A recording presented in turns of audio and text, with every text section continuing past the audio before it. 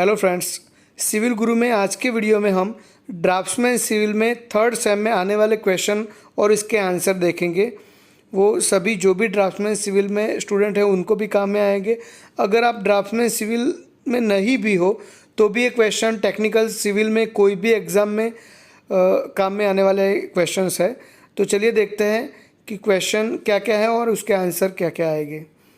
सबसे पहला जो क्वेश्चन है वो है, विच of the following is the basic need of a human being.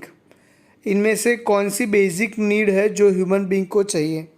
आपके पास ऑप्शन हो गए शीट, शेल्टर, हट्स और ट्री। तो इसमें से कौन सी बेसिक नीड है ह्यूमन बींग को जो चाहिए, तो उसका आंसर है आंसर बी, यानी छत।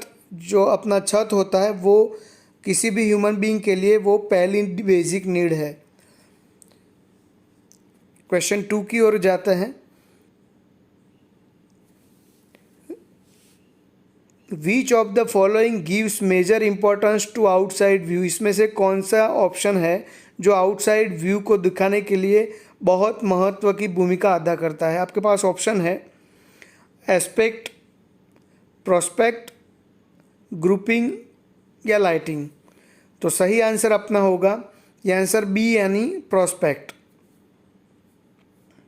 क्वेश्चन नंबर 3 है, which is the shape of the given plan. ये जो प्लान दिया गया है उसका शेप कौन सा है। आपके पास ऑप्शन है स्क्वायर, रेक्टेंगल, ऑब्लॉन्ग या सर्कल।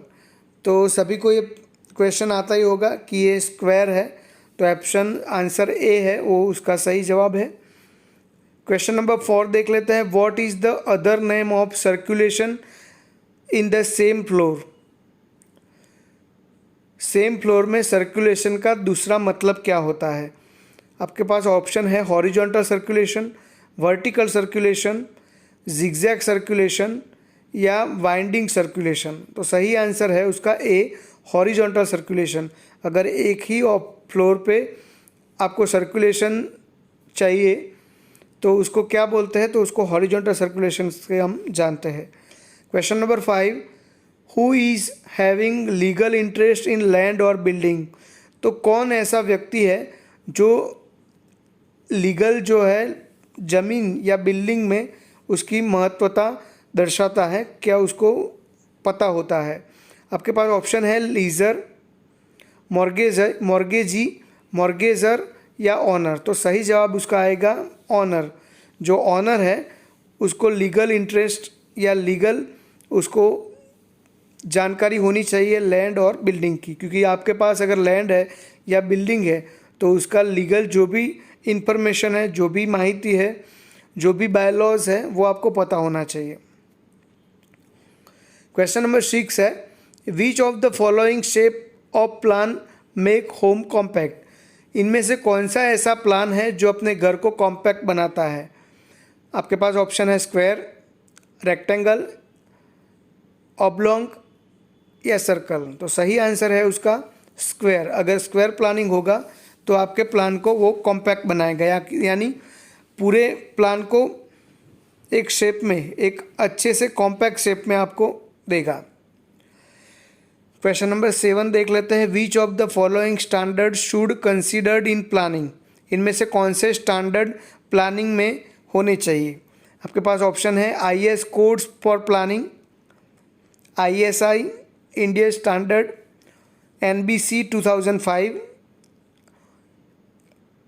नंबर 4 है लोकल बिल्डिंग बायलॉज। तो इसमें से सही आंसर है अपना आंसर डी, यानी लोकल बिल्डिंग बायलॉज। जहाँ पे भी आप मकान या बिल्डिंग बना रहे हो वहाँ की लोकल अथॉरिटी द्वारा जो भी बायलॉज, जो भी रूल्स रेगुलेशन डिसाइड किए गए हैं वो आपको पता होना चाहिए। तो इनमें से सही आंसर आएगा local building bylaws. Question number 8 देख लेते हैं, who is responsible for providing the legality of plot. इनमें से कौन जवाबदार है अपने प्लॉट की लीगलिटी को देने में। अपने पास ऑप्शन है लीजर, मॉर्गेजी, मॉर्गेजर या ऑनर। तो सही आंसर उसका आएगा लीजर जो है वो प्लॉट की लीगलिटी डिफाइन या फाइनल करने के लिए जवाबदार रहेगा।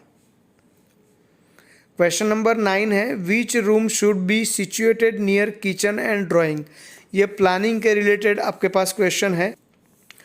कौन सा रूम होना चाहिए जो किचन और ड्राइंग रूम के पास आए, इनमें से कौन सा रूम? तो अपना ऑप्शन देख लेते हैं। बेडरूम होना चाहिए किचन और ड्राइंग के पास, लिविंग रूम होना चाहिए किचन और ड्राइंग रूम के पास, डाइनिंग रूम होना चाहिए या हॉल होना चाहिए। तो सही आंसर आपको पता होगा डाइनिंग रूम, जो कि किचन और ड्राइंग रूम के पास होना चाहिए। क्वेश्चन नंबर 10 देख लेते हैं। Which room is provided for learning and reading in residential building. कौन सा जो रूम हम प्रोवाइड करते हैं रेसिडेंशियल बिल्डिंग में जो अभ्यास करने के लिए यूज़ होने वाला है या होता है? तो इसके आप ऑप्शन है drawing room, study room, entertainment room या ऑप्शन डी वर्क रूम। ये तो सबको आता ही होगा कि स्टडी रूम उसका सही जवाब है बी, स्टडी रूम, कि जो रूम में हम अभ्यास करते हैं, रीडिंग या लर्निंग करते हैं, तो उसको स्टडी रूम कहा जाता है। क्वेश्चन नंबर 11 है, what is the name of the room. ये जो पिक्चर दिखाई गई है उसमें आप ये रूम को क्या कहोगे? आपके पास ऑप्शन है bedroom, study room, dining room या मल्टीपर्पज़ रूम। तो सही आंसर है उसका डाइनिंग रूम, सी।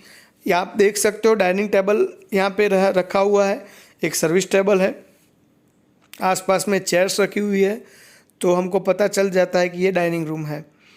क्वेश्चन नंबर 12 है, how the economy achieved in building. Economy कैसे मेंटेन करोगे, यानी कि आपका जो घर है उसका अगर आप इकोनॉमी मेंटेन करना चाहते हो, उसका खर्च मर्यादित करना चाहते हो, तो उसमें से कौन सा ऑप्शन सही रहेगा? आपके पास ऑप्शन है प्रोवाइडिंग सिंपल एलिवेशन, कि हम घर को सिंपल एलिवेशन देते हैं, कुछ ज़्यादा एलिवेशन उसमें नहीं देते हैं, तो ये ऑप्शन सही रहेगा। इंक्रीजिंग द स्टोरी हाइट, अपनी स्टोर की हाइट अगर बढ़ाते हैं तो उसका खर्चा कम रहेगा। इंक्रीजिंग स्टेप्स ऑफ स्टेयर, अगर हमारी जो स्टेयरकेस है उसकी जो स्टेप्स की हाइट है वो अगर बढ़ाएंगे तो उसका खर्चा कम रहेगा।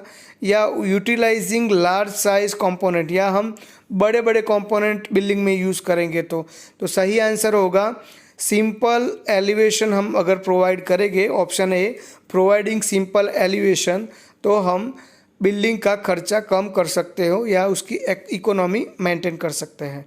क्वेश्चन नंबर 13 है, what is the name of the usable floor area excluding stairs. हम यूजेबल एरिया किसको कहेंगे जिसमें हम स्टेयर नहीं गिनते हैं?